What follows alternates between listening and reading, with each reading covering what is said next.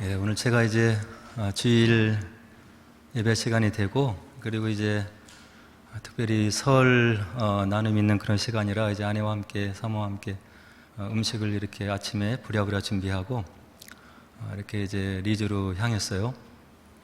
이제 페나인을 넘어서면서 이게 중간에 사고가 났다고 이렇게 신호가 뜨더라고요. 근데 적은 시간 10분, 20분이 아니고 무려 50분, 45분 이렇게 딜레이가 된다고 그래서 얼마나 마음을 졸이고 제가 운전을 하고 왔는지 조금 전까지만 해도 그냥 가슴이 그래서 하여튼 제가 이렇게 만체스터에서 주일 사역 또 여러분들 필요할 때 이렇게 섬기기 위해서 리즈를 오가고 있는데요. 이렇게 오가는 그 교통편 또 길목을 위해서 특별히 생각나시면 기도해 주시기 바랍니다. 예배 시간 또 늦으면 안 되고, 또 여러분들도 시간을 기억하고 오시는데 하나님과 약속한 시간 제대로 이렇게 드려야 되죠. 기도를 부탁드리고요. 이제 오늘 함께 읽은 느헤미야 1장은 굉장히 중요한 그런 성경 본문입니다. 창세기 이후로 말라기까지 구약의 책이 39권이 있는데요.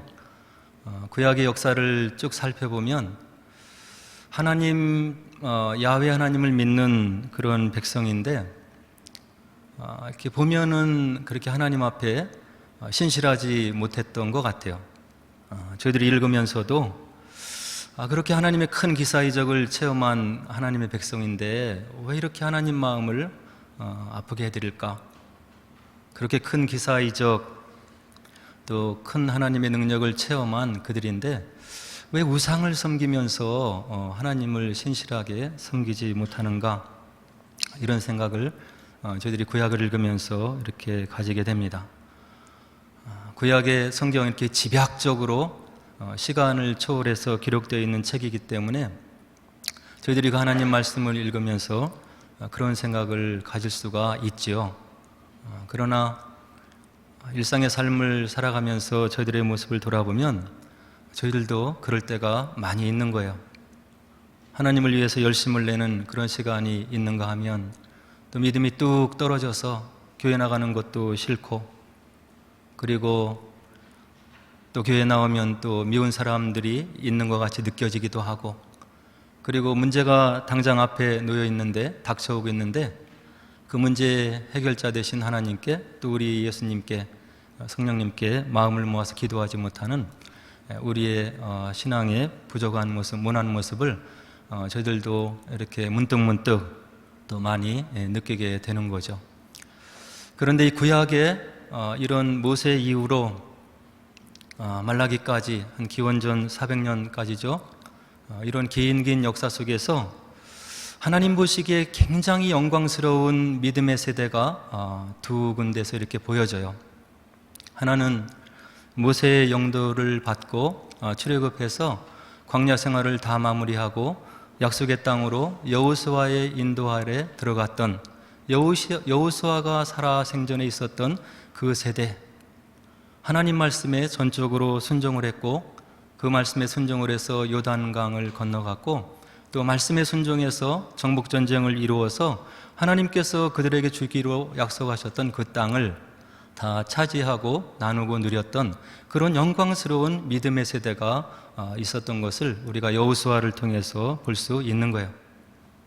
그런데 또 다른 영광스러운 믿음의 세대가 있었는데 이스라엘 백성들이 하나님 말씀을 그렇게 듣지 않고 율법을 마구 짓밟고 이렇게 하고 가다가 나중에 다 멸망하잖아요.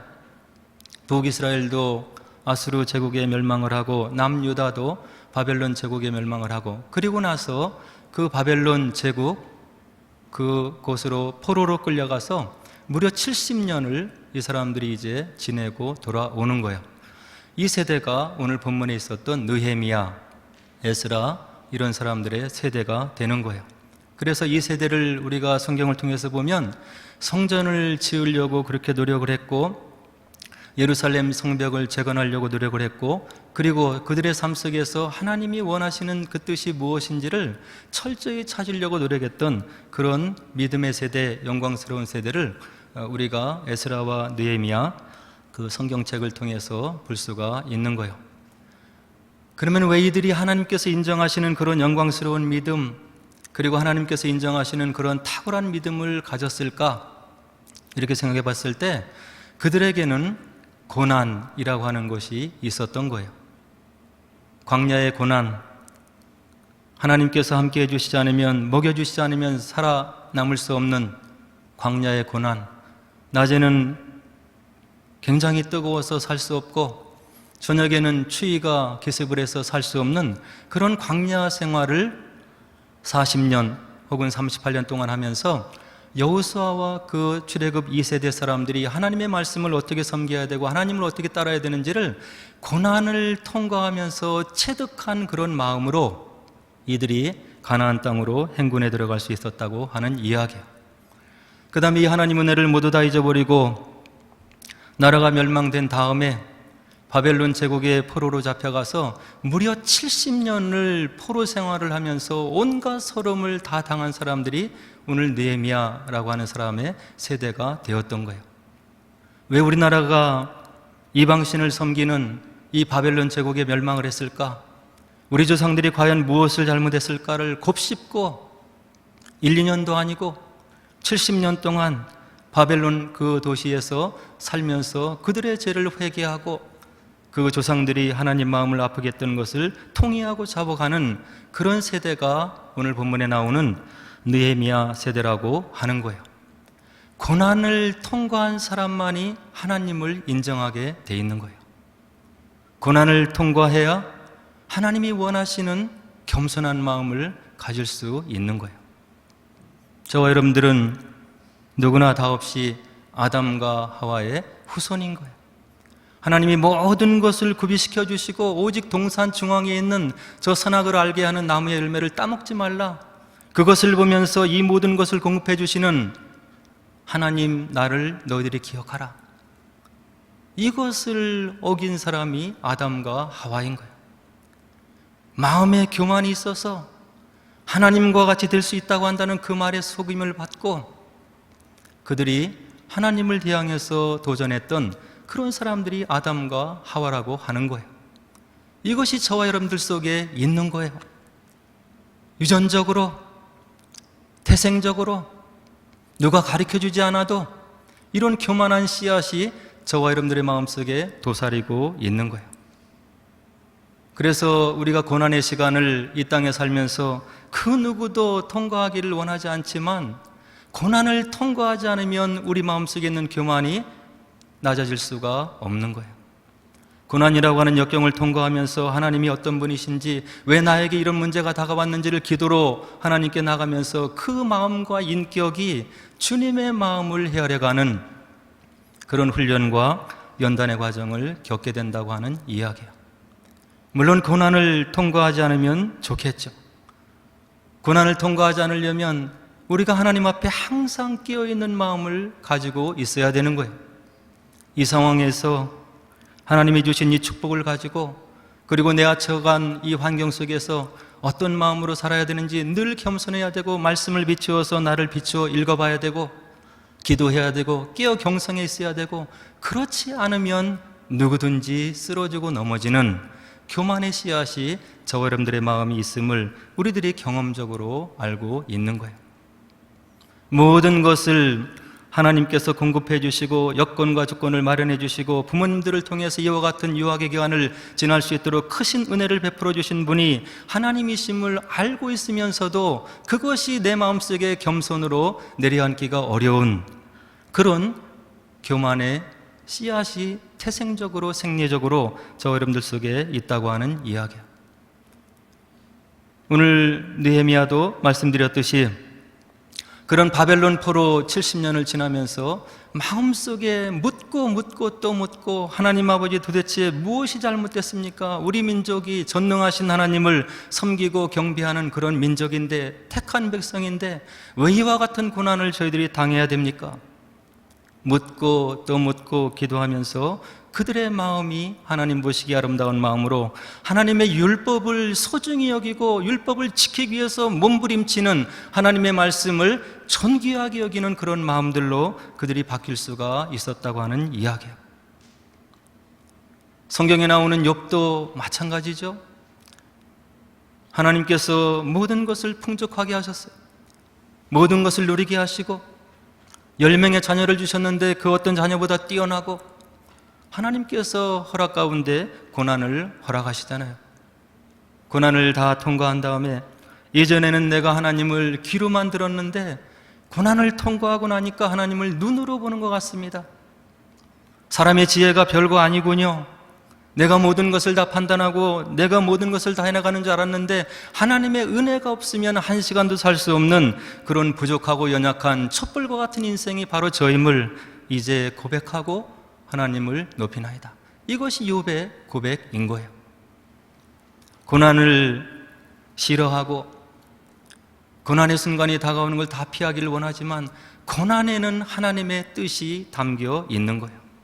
시편 기자가 그래서 고난당하는 것이 내게 유익이라, 내가 고난을 당함으로 하나님의 윤리와 법들을 깨달았도다. 이런 고백을 우리 믿음의 선조들이 남겨놓고 있는 거예요. 혹시 내가 고난을 통과하고 있다면 고난의 순간이 지금 나에게 다가오고 그리고 그런 고난을 통과하는 과정이 있다고 한다면 이런 하나님 앞에서 이런 마음, 이런 깨달음의 마음으로 고난의 순간을 우리가 견뎌내고 인내하고 하나님의 뜻을 합력해서는 이루어주시는 그 하나님을 믿는 참된 믿음이 저와 여러분들 속에 있어야 된다 하는 이야기예요. 이것이 하나님을 믿는 거예요. 고난이 다가오면 하나님을 멀리해. 고난이 있으면, 문제가 다가오면 기도하기를 거부. 고난이 있는 것 같으면 사람들을 의식하고 예배드리기를 거부하고, 이거는 잘못된 거예요.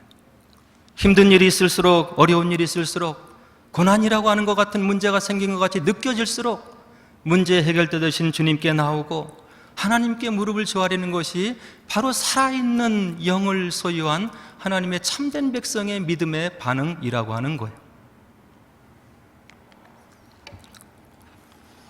오늘 본문에 나오는 느헤미야를 보면서 저희들이 느헤미야가 어떤 삶을 살았는지 본받기를 원해요. 오늘 2절에 보니까 느헤미야가 그토록 사랑하고 갈망하고 또 관심을 갖고 소식을 듣기를 원하는 고국 땅 유대 땅에서 온 사람들을 맞이하는 장면을 볼 수가 있어요. 어느 날 하나니와 두어 사람이 유다로부터 올라와서 느헤미야로 왔음을 2절이 우리들에게 이야기를 해주는 거예요. 꿈에도 그리던 고국에서 온 사람들이 왔다고 하니까 느헤미야가 그들을 불러서 고국의 형편을 물어봐요. 예루살렘 사람들이 어떻게 살더냐? 그들이 지금 어떤 상황에 있느냐? 어떤 상황 속에서 이 어려운 가운데 그들이 지내고 있고 그들의 믿음은 어떤 것인가? 전해주는 소식을 듣는 느헤미야의 마음이 녹아져 내리는 것을 오늘 본문에서 이야기를 해주고 있는 거예요.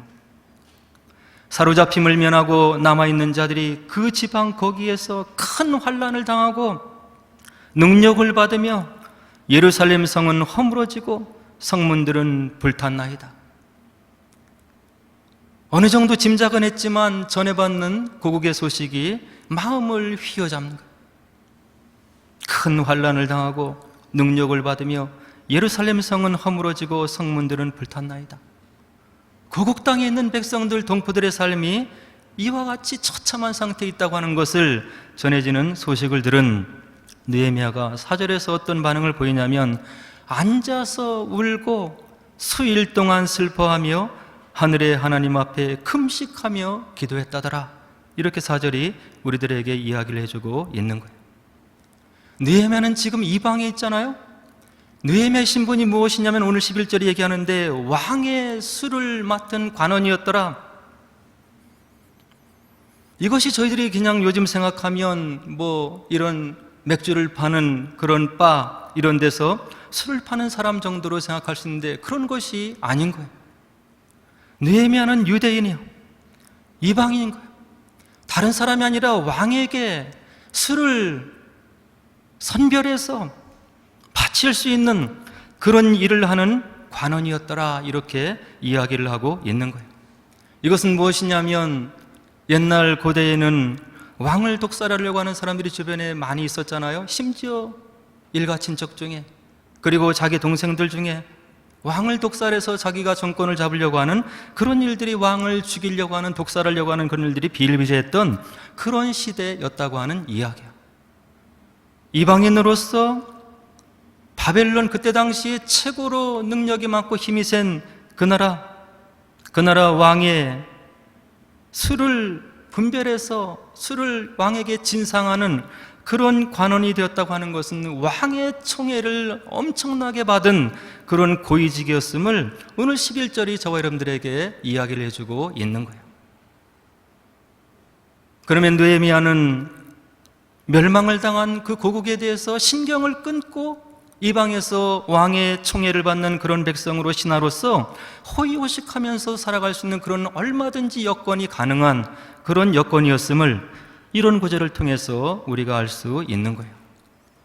그런데 느헤미야는 들려오는 고국의 소식을 듣고 마음이 무너져 내리는 모습을, 하나님 앞에 그런 모습을 4절이 지금 보여주고 있는 거예요. 저 여러분들이라면 어떻겠습니까? 온 세계가 지금 전쟁의 소용돌이로 몰려가고 있고, 미국의 대통령 후보 중에 어떤 사람은 이제 러시아가 어느 나라를 침범한다 하더라도, 심지어 나토 동맹 중에 하나를 침범한다 하더라도 우리가 돕지 않겠다, 움직이지 않겠다, 이런 대통령 공약을 하고 있는 그런 세대에 저와 여러분들이 살아가고 있는 거예요. 미국 정보국이 분석을 해서 러시아의 군대의 동향이 심상치 않다, 조만간 우크라이나를 쳐들어갈 것 같다 했는데 그 일이 일어난 거예요. 2년간 전쟁이 지속되고 있는 거예요. 모든 사람들이 피곤해하고 있는 거예요. 전문가들이 앞으로 5년 내에 전 세계가 어떤 전쟁의 포화에 빠져들어갈지 모르겠다, 이런 예측을 남겨놓고 있는데, 저와 여러분들은 전쟁에 대한 감각이 없잖아요. 설마 그런 일이 일어날까?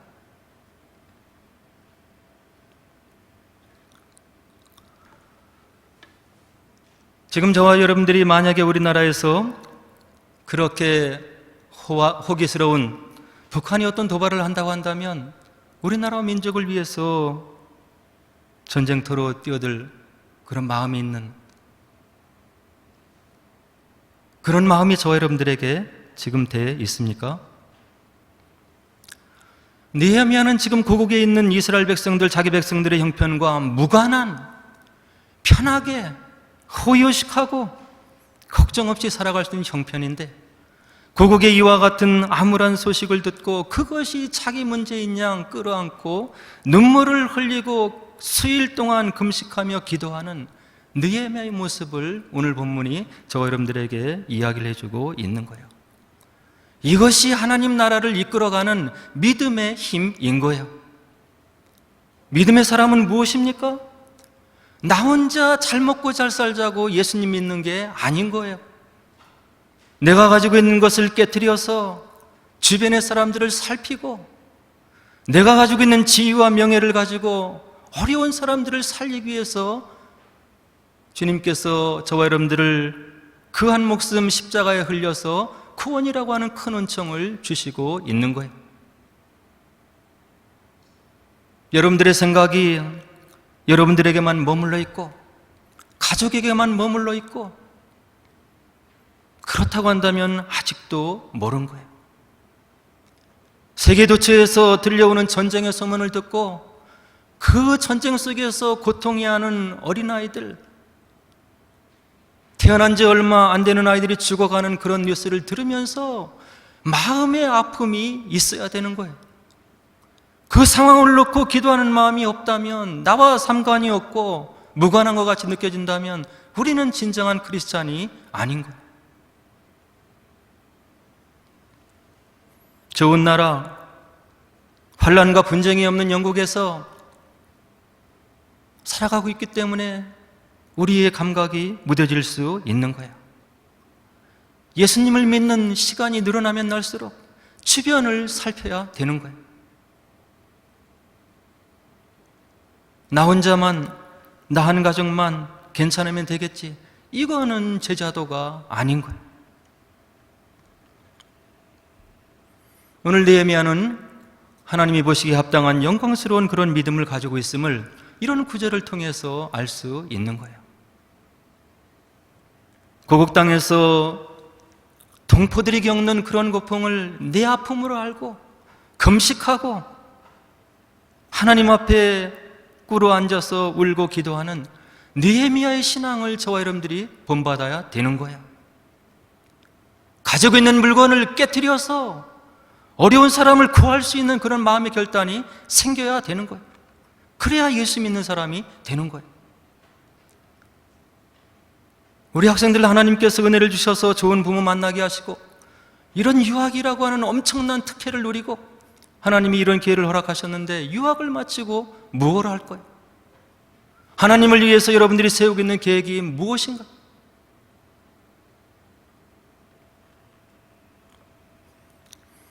오늘 5절의 말씀에 보니까 느헤미야가 기도를 하는데 하나님께서 그 조상들에게 주었던 언약의 말씀을 가지고 기도하는 느헤미야의 말씀을 우리가 볼 수 있는 거예요. 6절에 보니까 주의 계명을 지키는 자에게 언약을 지키시며 긍휼을 베푸시는 하나님이심을 기도 가운데 느헤미야가 언급을 하면서 하나님께 조국 동포의 상황을 안고 기도하고 있는 거예요. 나와 내 아버지의 집이 범죄하여 주를 향하여 크게 악을 향하여 주께서 주의 종 모세에게 명령하신 계명과 율례와 규례를 지키지 아니했다고 느헤미야가 하나님 앞에 고백을 하고 있는 거예요.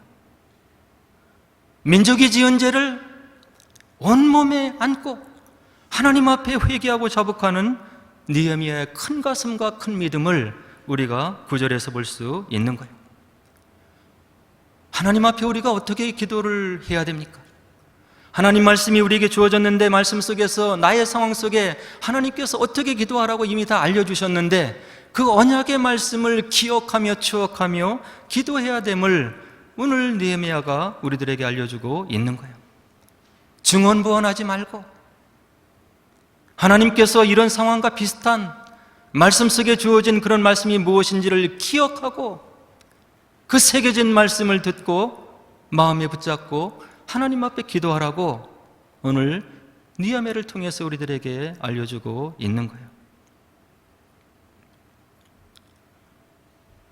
오늘 본문이 느헤미야가 가진 여러 가지 리더십을 우리들에게 말해주고 있어요. 그 중에 3가지만 살펴보도록 하겠습니다. 한 가지는 아까도 말씀드렸듯이 무너진 자기 조국 동포들의 공동체들의 아픔을 보고 같이 아파하는 느헤미야의 큰 마음을 우리가 볼 수 있는 거예요. 한 가정에서도 이런 사람이 필요한 거예요. 자녀를 위해서 부모가 희생해야 되고 부모를 위해서 자녀가 희생하는 모습이 있어야 돼요. 부부간에도 마찬가지인 거예요.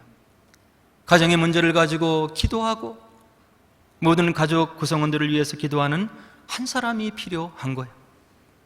상황과 여건을 가지고 원망하지 말고 그런 상황이 만들어지게 된 그런 동기를 기도 가운데 살피고 그 어려움들을 아픔들을 하나님 앞에 몸소 들고 나가서 기도할 수 있는 기도의 용장이 우리 가정에 필요하다고 하는 이야기예요.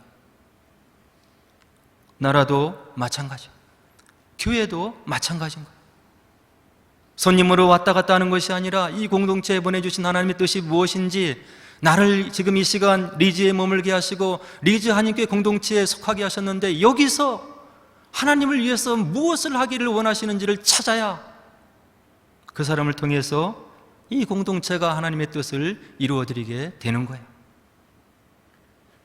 두 번째는 느헤미야 2장을 보면 원인과 상황을 살펴보고 동역자를 격려하는 느헤미야의 모습을 볼 수 있는 거예요. 모든 사람들이 실수하는 거예요. 잘못할 수 있어요. 잘못을 끄집어내고 원망하고 불평하면 공동체가 하나 될 수 없는 거예요. 느헤미야는 격려했다고 이야기를 하고 있어요. 격려와 위로는 넘어졌던 사람이 새 힘을 얻게 하는 큰 힘이 있는 거예요. 그래서 우리의 속담에 칭찬과 격려는 고래도 춤을 추게 한다, 이런 속담이 있는 거예요. 격려 속에, 칭찬 속에 묻어져 있던 잠재력이 다시금 살아나고 그 심령이 새롭게 피어날 수 있는 거예요. 세 번째는 느헤미야 3장에 보면 느헤미야는 그냥 지도자로서 위에서 명령만 하고 무슨 일을 한 것이 아니라 스스로 공동체에 낮아져서 다시금 나중에 유대 땅에 돌아갔을 때 그도 한 부분의 역할을 동일하게 감당하는 느헤미야의 모습을 우리가 볼 수 있는 거예요. 성벽을 재건할 때 너희들이 여기에 일하고 저기서 일해라 이렇게 하는 것이 아니라 느헤미야도 한 부분을 맡아서 그들과 동일하게 사역하고 동역하면서 예루살렘 성벽을 불과 52일 만에 완성해내는 느헤미야의 동고동락하는 지도자의 모습을 볼 수 있는 거예요. 공동체가 잘 되려면 이런 리더십이 필요한 거예요. 힘들고 어려운 일, 남이 하기 싫어하는 일을 맡아서 할 수 있는 믿음의 안목이 있어야 되는 거예요. 그것이 믿음의 실력인 거예요. 우리 주님께서 마태복음 20장 28절에서 우리에게 무엇라고 얘기해 주시냐면 인자가 온 것은 섬김을 받으려 함이 아니라 도리어 섬기려고 왔노라. 왜 저희들이 가지고 있는 소중한 물질, 시간 이런 것을 깨트려서 주님의 공동체를 우리가 섬겨야 할까요?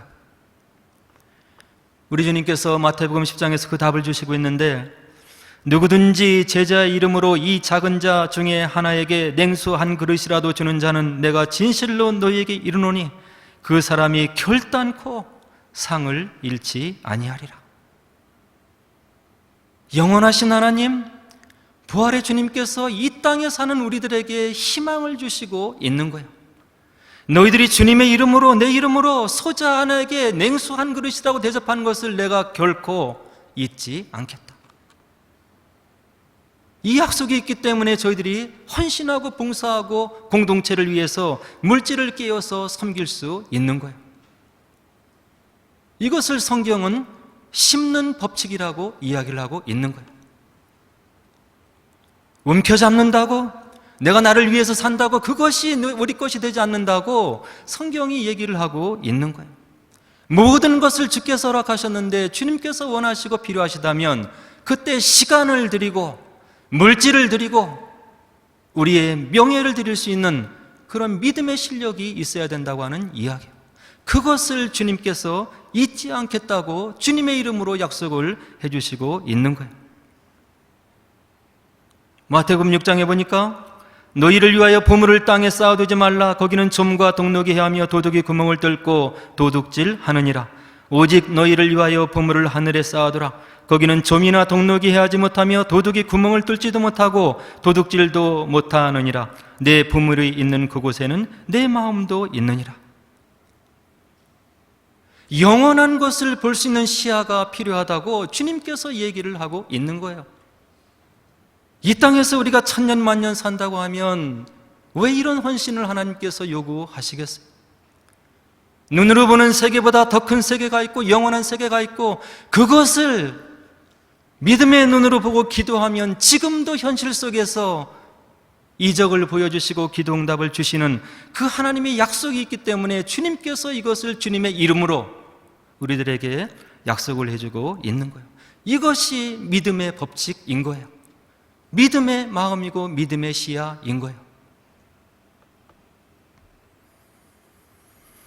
요한 3서 1장 2절로 보니까 이 땅에 살아가는 저와 여러분들에게 주시는 축복의 순서가 있는 거예요. 사랑하는 자여, 내 영혼이 잘됨 같이 내가 범사에 잘되고 강건하기를 내가 간구하노라. 주님께서, 하나님께서, 성령께서 우리에게 요구하시는 것은 먼저 영혼이 잘되기를 원하시는 거예요. 하나님을 인정할 줄 알고 하나님께 받은 것이 모두 은혜임을 인정하고 겸손한 심령, 그 심령이 하나님이 주시는 축복을 받아야 그 축복이 참된 축복이 됨을 요한 3서 1장 2절은 저희들에게 이야기를 해주고 있는 거예요. 하나님을 만나지 않고 인정하지 않으면 받은 축복 가지고 남을 아프게 하는 거예요. 교만한 거예요. 그래서 분명히 순서를 정해주시는데, 영원히 잘 되기를 원한다. 너희들이 영원히 잘 되기를 원한다. 그래서 겸손한 심령이 되어서 범사가 잘 되고 강건한 축복을 너희들이 받기를 원한다. 하나님이 마음껏 무한정 축복해 주고 싶어도 그럴 수가 없는 거야. 축복을 받아 누릴 수 있는 마음의 그릇, 믿음의 그릇이 안 되니까 고난이라고 하는 시간을 통해서 주님께서 우리의 믿음과 마음을 성장시키기를 원하시는 거예요. 그래야 망하지 않으니까. 찰스 스탠리라고 하는 경건학자는 다음과 같은 말을 저와 여러분들에게 남겨주고 있어요. 하나님을 믿는다는 것은 우리가 볼 수 있는 것을 넘어서 하나님이 보시는 것을 바라본다는 뜻입니다. 우리의 생각으로 헤아리지 말라고 하는 이야기예요. 기도하라는 이야기예요.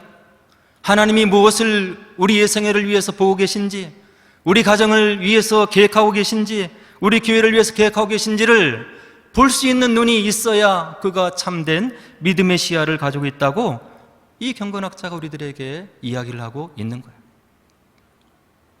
저 여러분들이 하나님을 향해서 무진히 노력한다고 하나님의 영광이 더해지는 것이 아니에요. 우리들이 가지고 있는 얼마 안 되는 물질을 하나님께 드린다고 하나님의 부유함이 넉넉해지는 게 결코 아닌 거예요.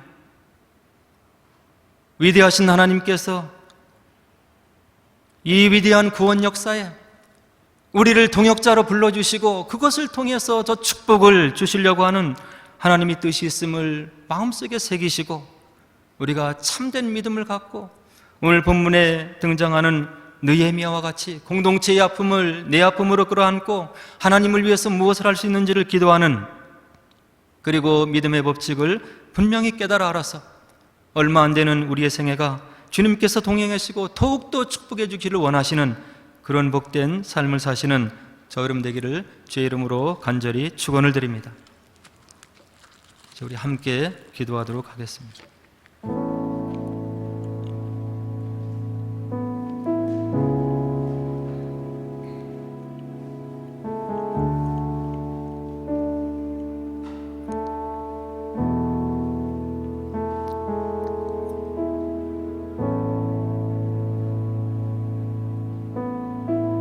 기독교 역사 가운데 하나님을 만난 사람들의 삶이 남겨져 있습니다. 우리들이 가지고 있는 성경에도 믿음의 선조들이 있고 그들이 어떻게 믿음의 삶을 살았는지를 보여주고 있습니다. 그리고 지난 기독교의 천년 역사 속에도 하나님께서 어떻게 살아 계시고 역사하시고 그 백성들을 위해서 큰 일을 행하셨는지를 믿음의 선조들의 믿음의 행전을 통해서 저희들이 하나님의 살아계심과 하나님 나라의 능력을 볼 수가 있는 것입니다. 이런 기록과 이런 이적이 다른 사람에게만 일어나는 일로 남겨놓으면 안 되는 것입니다. 하나님이 계시다는데, 하나님의 약속이 있다는데, 성령의 역사가 있다고 하는데 나도 체험하게 하옵소서, 믿음으로 살게 하옵소서, 주님과 동행하는 삶이 되어서 주님이 원하시는 아름다운 삶을 이 땅에서 살아가게 하옵소서. 영광스러운 믿음의 세례를 이어가는 복된 삶이 되게 하옵소서. 오늘 느헤미야를 생각하면서 함께 기도하도록 하겠습니다. 기도하겠습니다.